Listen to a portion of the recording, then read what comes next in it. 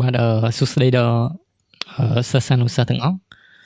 នេះលំហាត់ទាក់ទងទៅនឹងមុខវិជ្ជាអង់គ្លេសអញ្ចឹងគេថា count on or back and write the number អញ្ចឹងចំពោះ A ហ្នឹង count on in one មានន័យថាអញ្ចឹងមានន័យយើងកើតម្ដងមួយកន្លែងហ្នឹងអញ្ចឹងអានឹងទៅជាលេខ13 14ដោយសារយើងកើតម្ដងមួយលេខណាអញ្ចឹង15 16 17 18អ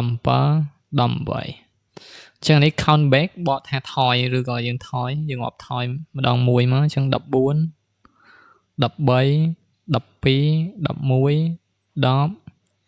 9អញ្ចឹងពេលដល់នេះ count on in 10អញ្ចឹងកាន់ម្ដង10អញ្ចឹង20 30 40 50 60 70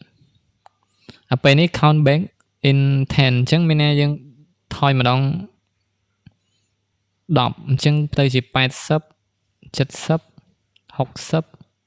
50 40 និង 30ពេលនេះ count on in 2មានន័យយើងថយម្ដង2ដែរកើម្ដង2អញ្ចឹង20 22 24 26 28 30ពេលនេះ count back 2មានន័យថាថយម្ដង2អញ្ចឹង23 21 19 15 13អញ្ចឹងនេះរបៀបធ្វើយើងធ្វើបែបហ្នឹង